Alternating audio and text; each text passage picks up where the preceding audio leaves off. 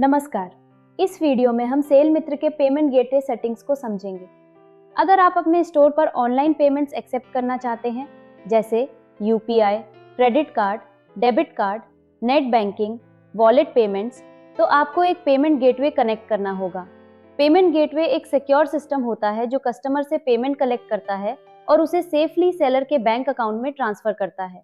Payment gateway providers को RBI guidelines और financial security standards follow करने होते हैं। उन्हें कस्टमर के कार्ड डिटेल्स, बैंक डिटेल्स और पेमेंट इंफॉर्मेशन को सिक्योरली स्टोर और प्रोसेस करना होता है ताकि फाइनेंशियल डेटा सेफ रहे। एक और इम्पॉर्टेंट बात यह है कि पेमेंट गेटवे ही सिस्टम को नोटिफाई करता है कि पेमेंट सक्सेसफुल हुआ है या नहीं। अगर पेमेंट गेटवे नहीं होगा तो ऑर्डर प्लेसमेंट के समय सिस्टम को यह पता नहीं चलेगा कि पेमेंट सक्सेसफुल हुआ है, पेमेंट फेल्ड हुआ है या पेमेंट पेंडिंग है। पेमेंट गेटवे ही ट्रांजैक्शन स्टेटस वेरीफाई करके स्टोर को कंफर्मेशन भेजता है। सेल मित्र प्लेटफॉर्म कई पेमेंट गेटवेज को सपोर्ट करता है। वेंडर अपनी पसंद के किसी भी सपोर्टेड पेमेंट प्रोवाइडर के साथ अकाउंट बनाकर उसे स्टोर में इंटीग्रेट कर सकता है। पेमेंट गेटवे सेटअप करने की प्रोसेस बहुत सिंपल होती है। स्टेप 1, वेंडर सपोर्टेड लिस्ट में से एक पेमेंट गेटवे चूज करता है।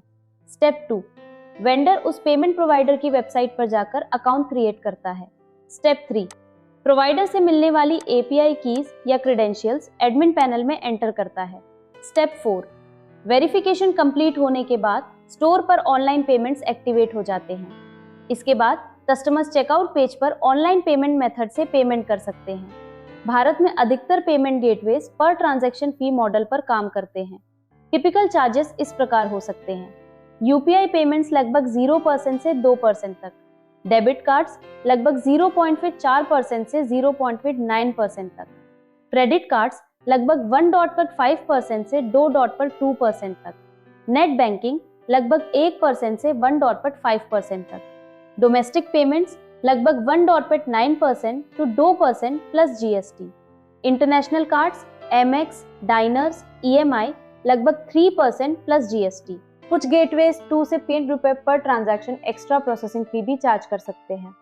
इंपॉर्टेंट, यूपीआई पेमेंट्स कई केसेस में 0% एमडीआर हो सकती हैं, लेकिन गेटवे प्रोवाइडर्स अपनी टेक्नोलॉजी या प्लेटफॉर्म फी चार्ज कर सकते हैं। एक्चुअल चार्जेस गेटवे प्रोवाइडर और ट्रांजैक्शन वॉल्यूम के अनुसार बदल सकते हैं। पेमेंट गेटवे फीस हमेशा वेंडर को पे करनी होती है, ना कि कस्टमर या प्लेटफॉर्म को। इनमें शामिल हो सकते हैं transaction fees, settlement fees, refund processing charges, dispute या चार्जबैक पेनल्टीज। हर पेमेंट गेटवे की प्राइसिंग स्ट्रक्चर अलग होती है, इसलिए अकाउंट क्रिएट करने से पहले वेंडर को चार्जेस और फीचर्स कंपेयर करना चाहिए। पेमेंट गेटवे फीस हर ऑर्डर पर अप्लाई होती है, इसलिए ये डायरेक्टली बिजनेस प्रॉफिट मार्जिन को अफेक्ट करती हैं। कुछ gateways lower transaction fees offer करते हैं, लेकिन सेटलमेंट टाइम ज्यादा हो सकता है।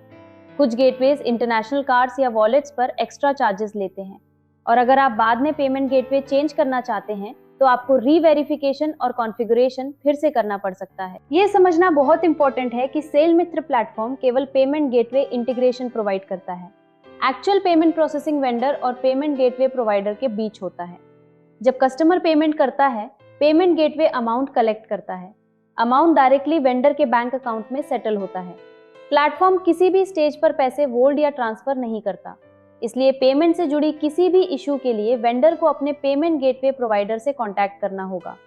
इन इश्यूज में शामिल हो सकते हैं सेटलमेंट डिलेज, फेल्ड या स्टक पेमेंट्स, चार्जबैक्स या disputes, refund issues, extra fees या डिडक्शंस।